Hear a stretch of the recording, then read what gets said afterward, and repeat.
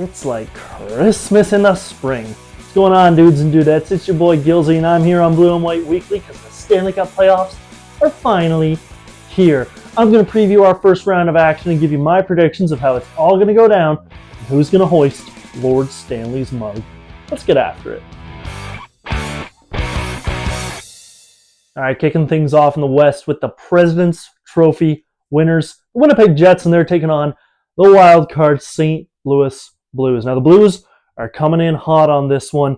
They've been fantastic down the stretch. It almost seems like since the Four Nations face-off, the Blues have been playing immaculate hockey. It's stuff you love to see. It reminds you a lot of that Gloria run from 2019, don't it, boys?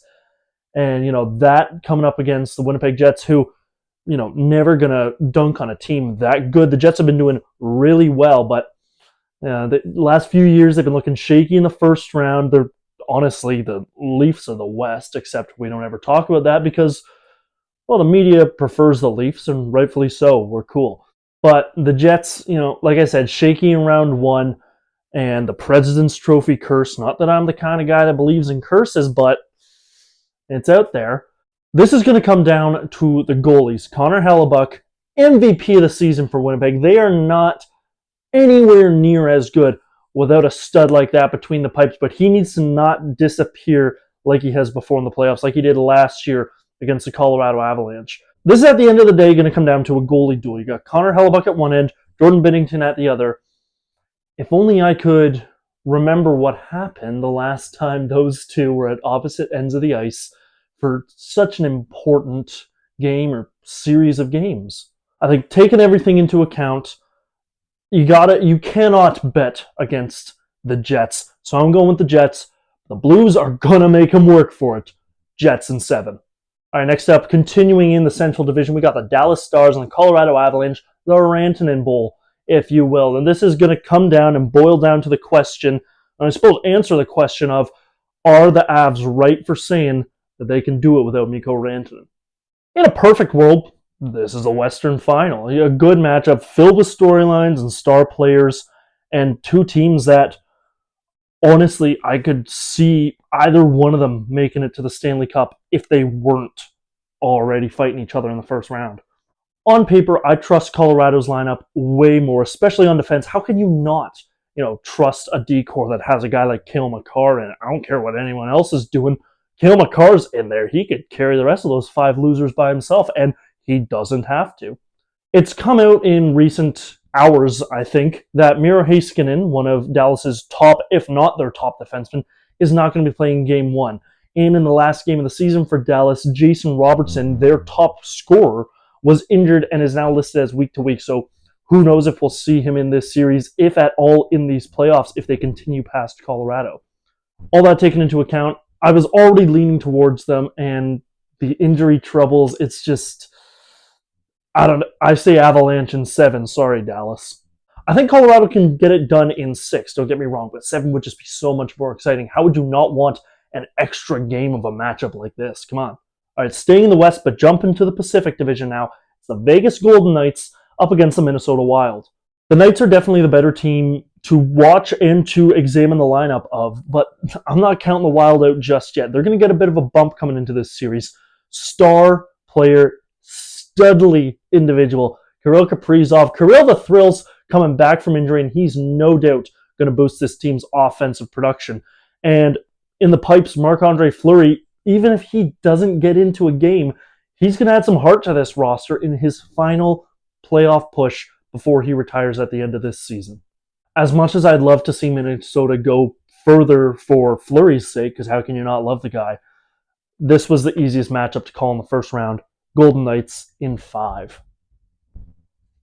And then rounding off the West for the 4th year in a row, it's the Los Angeles Kings and the Edmonton Oilers. History would dictate that the Oilers will win this one, but things have changed this year. For the first time in this series of first-round matchups between these two, the Kings hold home ice advantage. The Oilers are also running in injured. A lot of their stars, like Draisaitl, like McDavid, have just returned from injury, and they're not on the usual hot streaks they might be to end the season. And their decor is going to have to manage without Matthias Ekholm for the entirety of this series. Couple that with, well, let's be frank, Stuart Skinner goaltending. I favor the Kings. They are far from a heavy favorite, though. Do not get me wrong, especially since I'm sure we can expect playoff McDavid to cook a little, but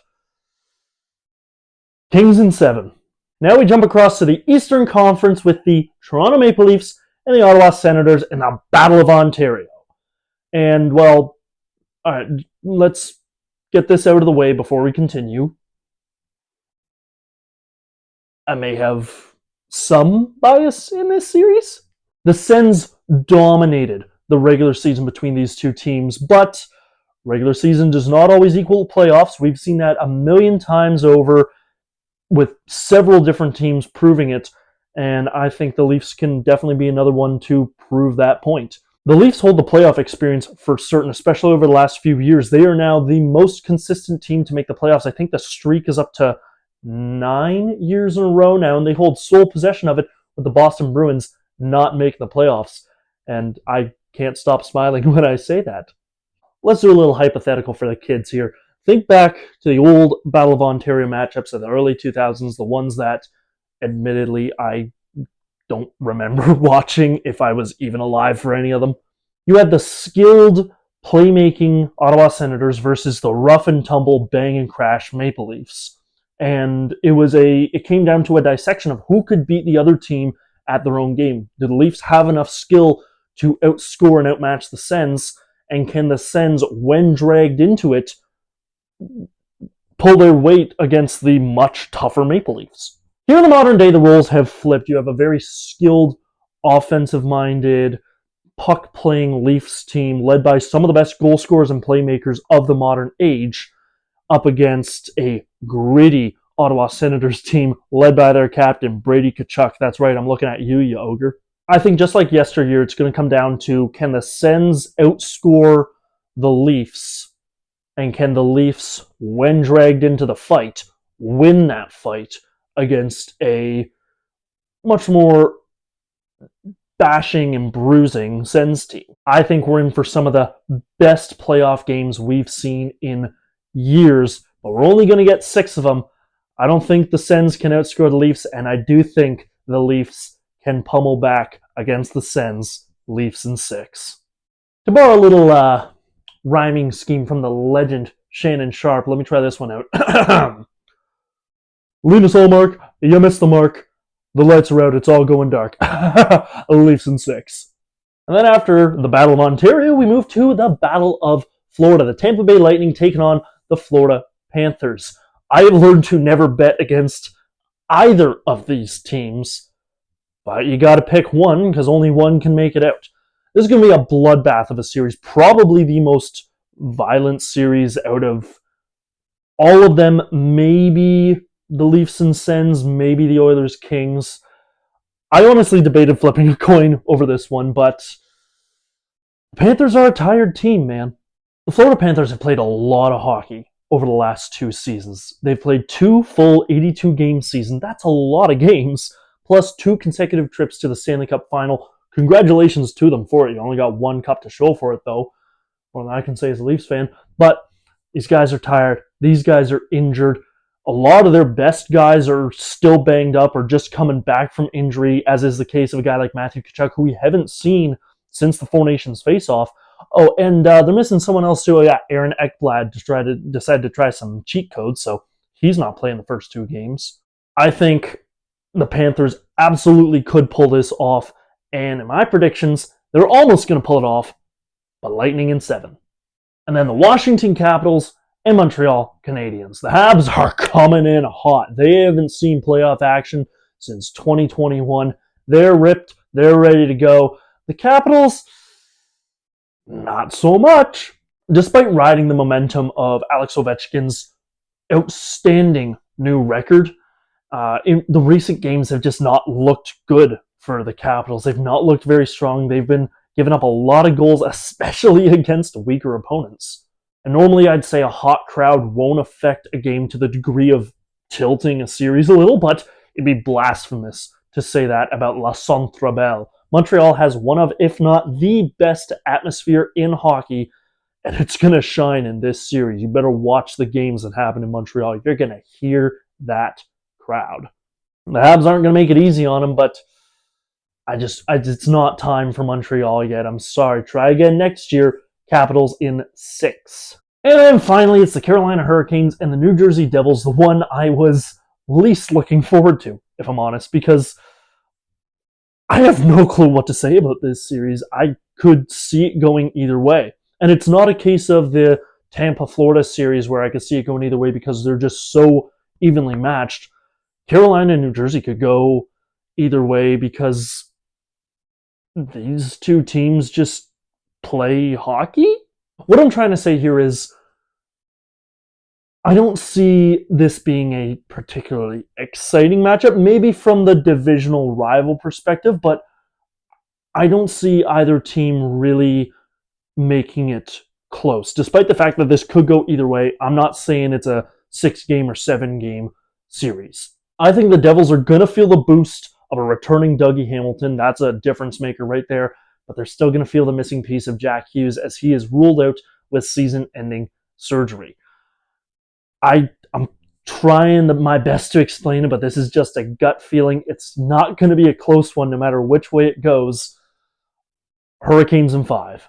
And so there's the matchups. There's the first round. There's the next week and a bit to 2 weeks of hockey covered for you. But just for fun, let's keep it going from there. Let's see how my Stanley Cup playoffs plays out. Jumping back to the West, we would have the Winnipeg Jets and the Colorado Avalanche, repeat of last year's first round. And sorry, Jets, I was doubting you to begin with against the Blues. I'm definitely doubting you against the Avalanche. I say it goes exactly like it did in the first round last year, Avalanche in 5. And then the Vegas Golden Knights and Los Angeles Kings. I have been riding the Kings bandwagon for pretty much all season now.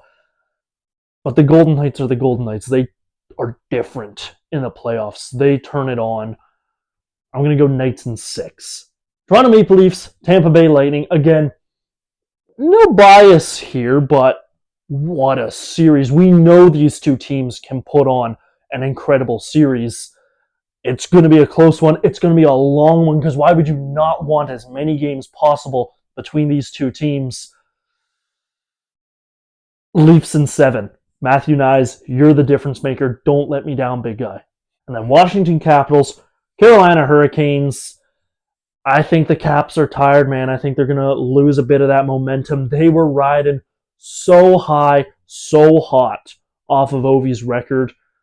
And we saw once he got it, they didn't fall apart, but there were some stumbles, and you cannot afford stumbles in the second round of the Stanley Cup playoffs. Hurricanes in 7.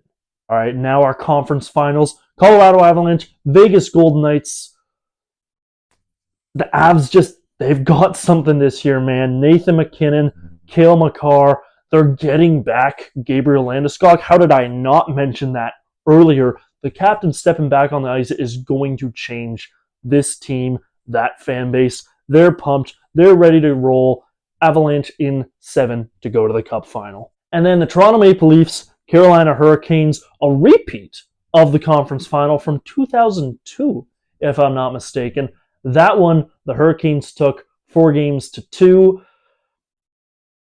I'm switching up this time, man. I'm switching. Call me out on it. Call me out in the comments section, but I say Leafs in 6. I think if the Leafs can get the momentum behind them of the first 2 rounds, who's going to stop them? Who's going to stop them? And so the Stanley Cup final, Colorado Avalanche, Toronto Maple Leafs, just 2 solid cores with solid teams around them. The games between these 2 teams have been fantastic all season long, even though the Avs have kind of looked like the better team throughout them. They went 1-for-1 in season series, and it's going to be that close if they meet in the finals. It's going to 7 games, and we've come all this way anyway. The Toronto Maple Leafs will be your 2025 Stanley Cup champions, defeating the Colorado Avalanche in 4-3. There's space right here. 2025. It's going to happen, boys. What's that? NHL 25 predicted that the Leafs would beat the Avalanche? No, I know about the EA curse. Is it too late to change my answer? But anyways, fellas, that's going to be it for me for now. Why not drop a comment? Let me know how you think the Stanley Cup playoffs are going to go. It is the best time of year to be a hockey fan. The best playoffs in all of sports are on the way. Just got to wait a few hours longer here on Saturday. It's all going down. I could not be more excited. As always, thanks for checking us out here on Blue and White Weekly. Why not drop a like if you liked us? Why not subscribe? There's going to be so much more coming from me and the boys here on Blue and White Weekly as the Stanley Cup playoffs keep chugging along. I'll come back later on in the playoffs to see how my predictions have been going, see how right I've been, because how could I not be wrong? And Leafs and Sens, you know our anchor, Ricky Scarborough, he's going to be talking all about it. Riley's talking about it. Byron's fired up. The boys are buzzing. We're coming, Stanley.